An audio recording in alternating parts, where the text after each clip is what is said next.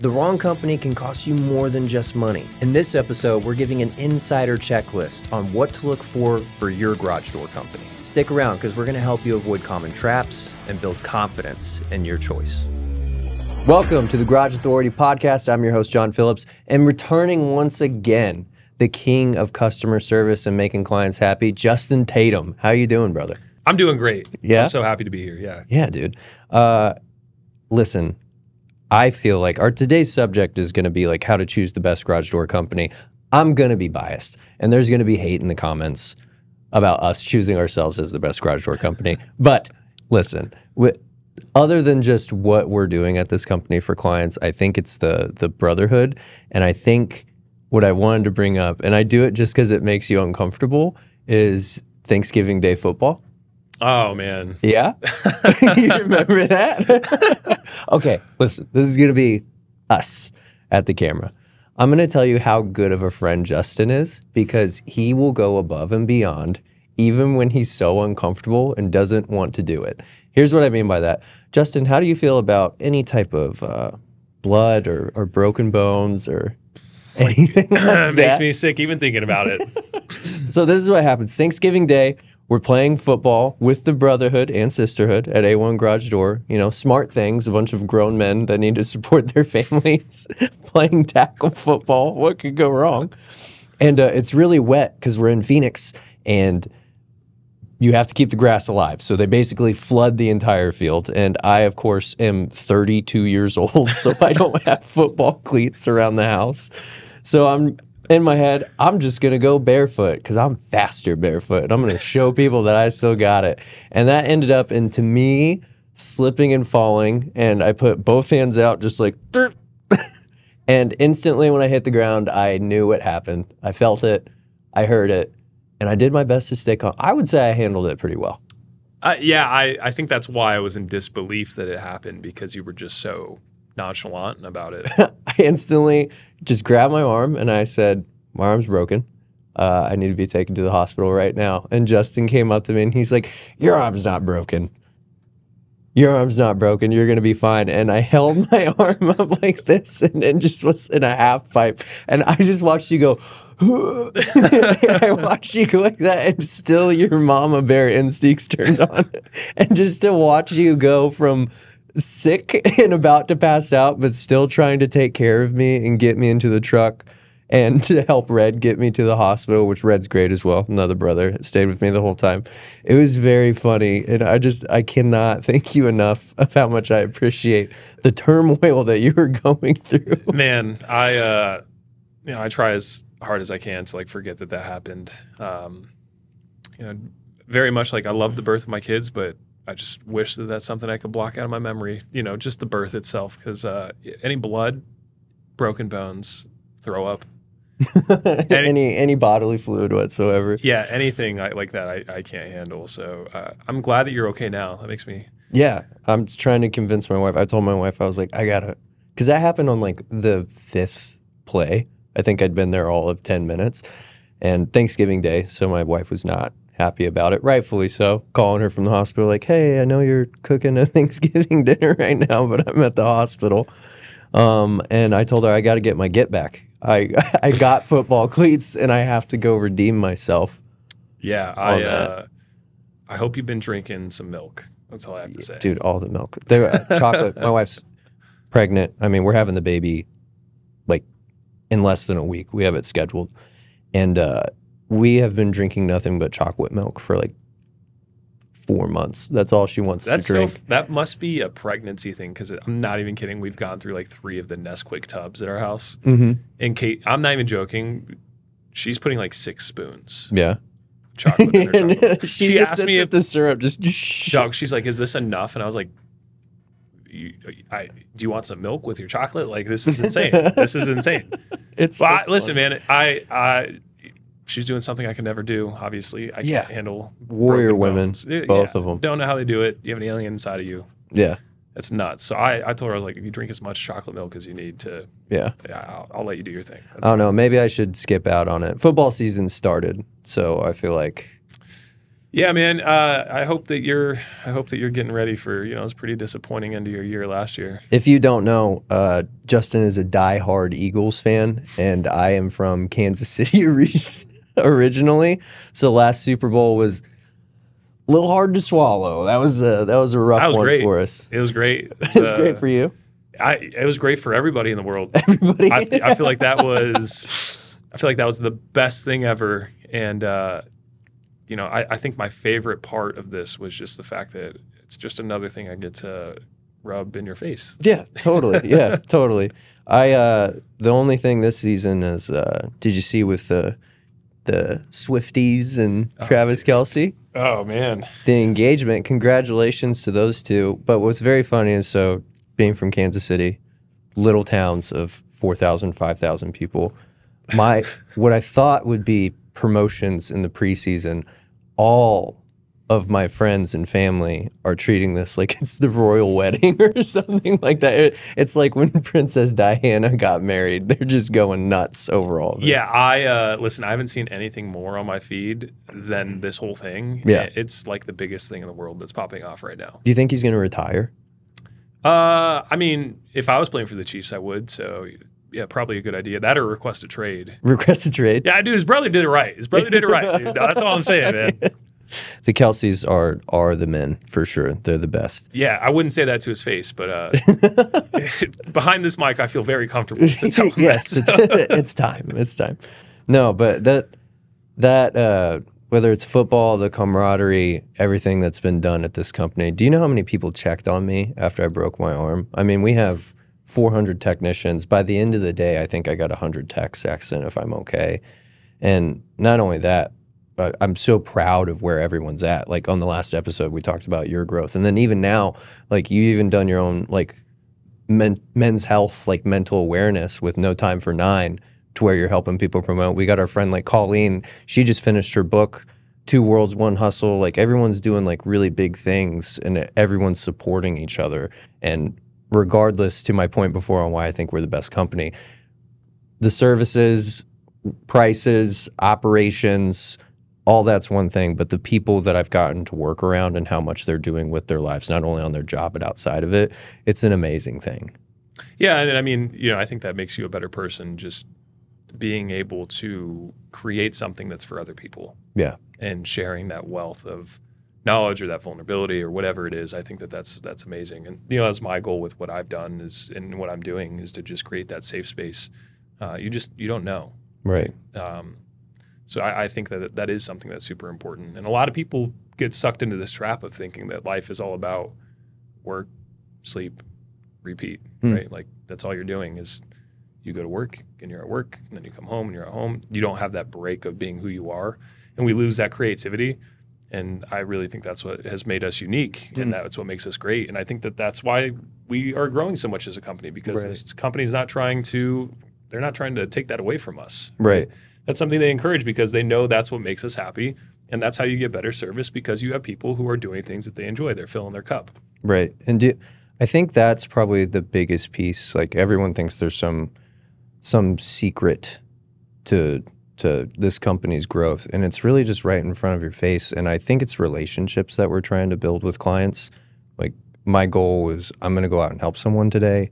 I try and treat customers like if they were my mom or my sister or my dad.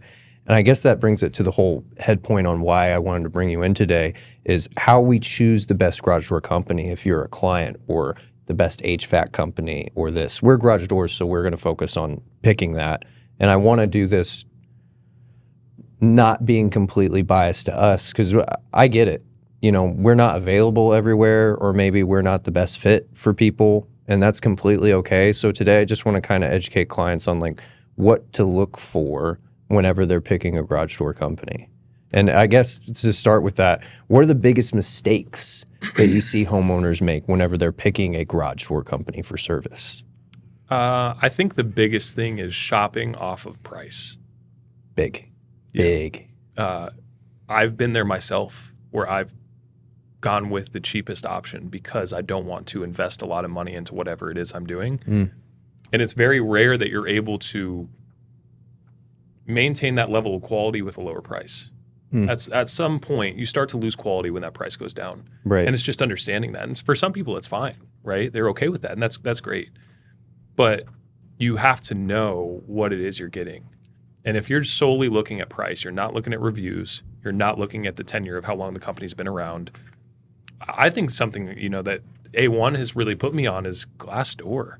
I will look at employee reviews. I want to know if the people that are working there are happy to be there, because if they're not, then what kind of service are they going to do at my house? They don't want to be here. Right. If they're hating their job, if you're waking up in the morning like, ugh, we all got a case of the Mondays. We're human. I get that. But if every employee review is just negative, negative, negative, how is someone going to bring positive into my home? Garage door is part of your home. That's your castle. Yeah. So that's a huge point. And whenever you say price being the biggest mistake, well, if I'm only considering price naturally, but that's going to turn into quotes. So whenever it comes into comparing quotes, what should they really be looking for whenever? The biggest thing is, am I being quoted apples for apples? What that means for apples.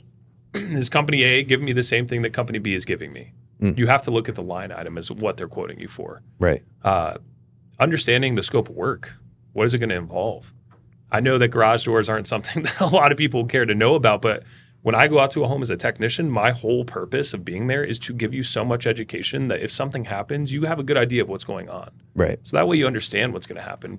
I really think, staying up with the job and what's going to happen and exactly what they're going to be doing and how, they're going to be starting with this and then they're going to transition to that, that's going to keep you at a good pace of knowing what to expect, setting proper expectations.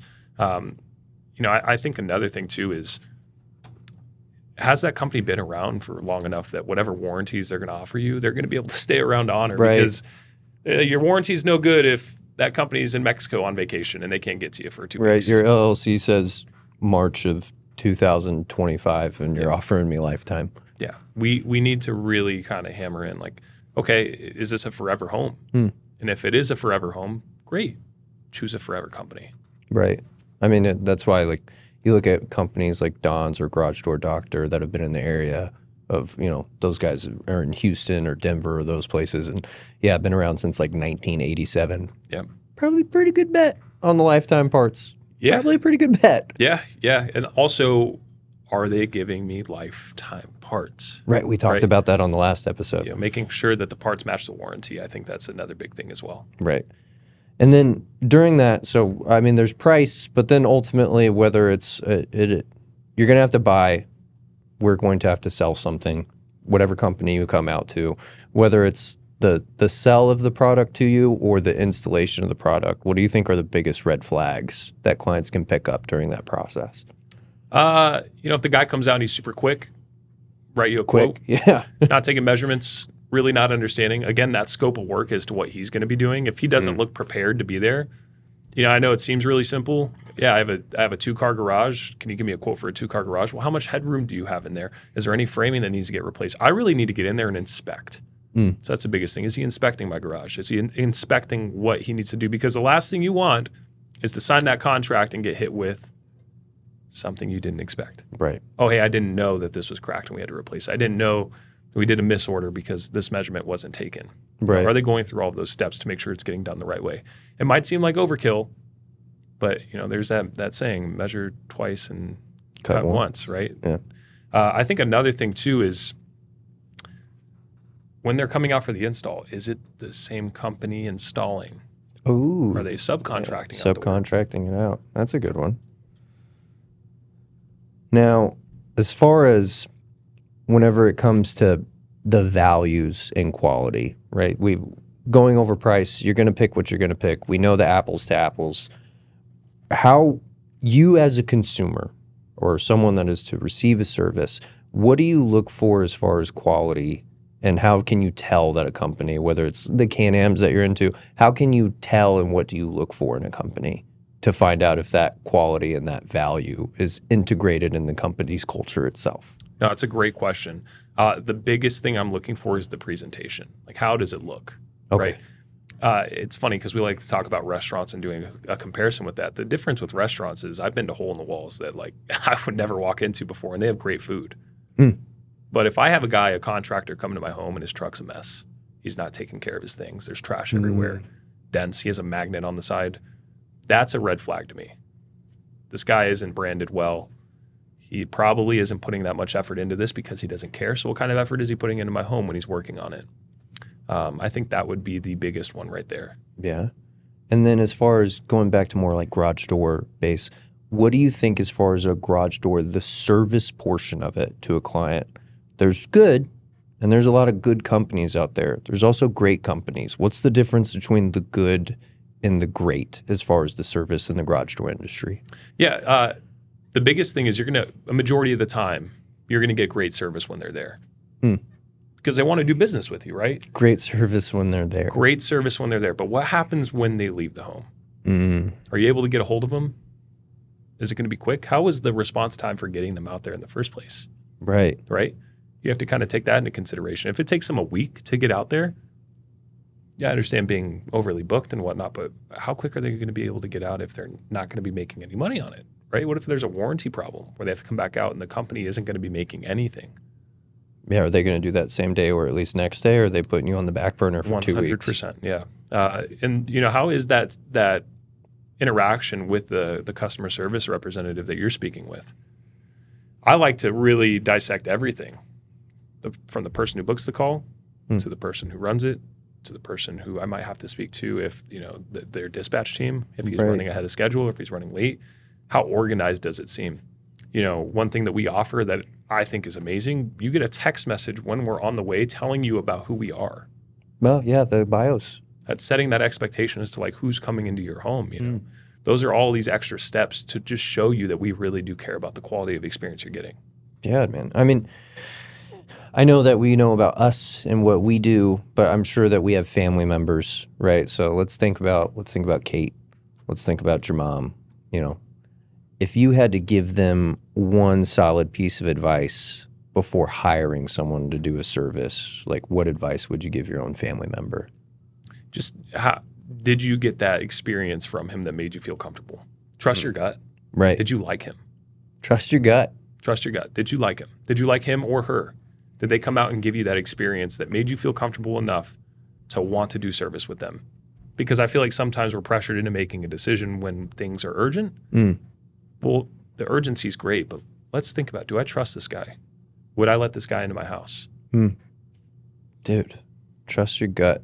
So whenever we've gone over this, we've talked about the biggest mistakes, which is focusing on price, which they did a survey, and it, as far as like quality, value, I mean, it ended up at number 9. Tommy preaches this over and over again. We've talked about understanding like full scope whenever it gets into quotes. We've talked about, the consistency throughout it, whether it's like the call all the way through to every person you interact. Does that feel the same? Whenever we're doing installations, are they getting like a third party to come out and do it?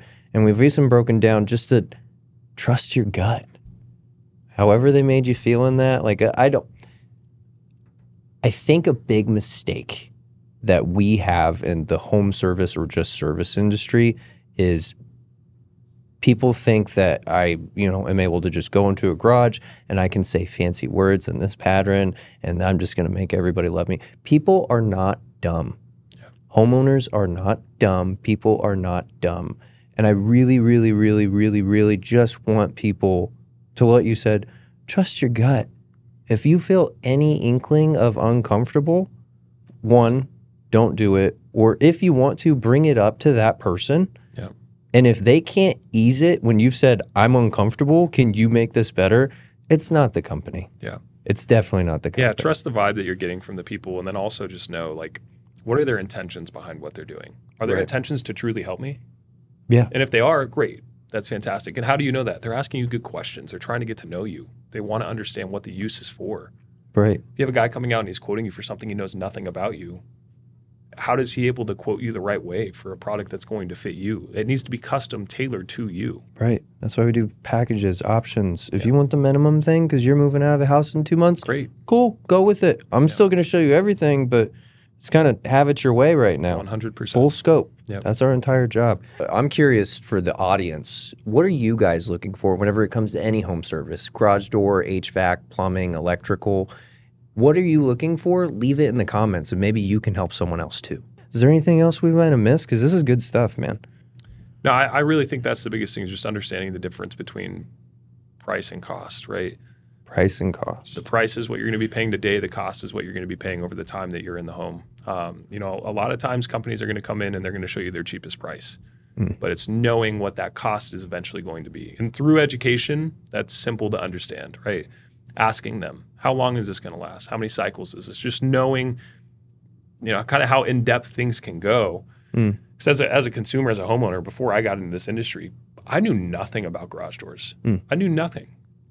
And all it took was one person explaining it to me, and it's a pretty simple thing once you start to understand the parts to know, like, oh, this isn't made to last forever. Like, it has a wear item on it, right? There are parts that are in motion.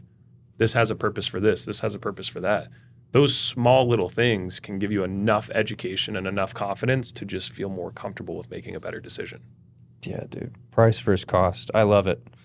Listen, Justin, thank you for coming on. It's always a pleasure. Yeah, of course. We'll be seeing you next time. Not all companies are created equal, but when you know what to ask and what to look for, you can avoid the headache and feel confident in your investment.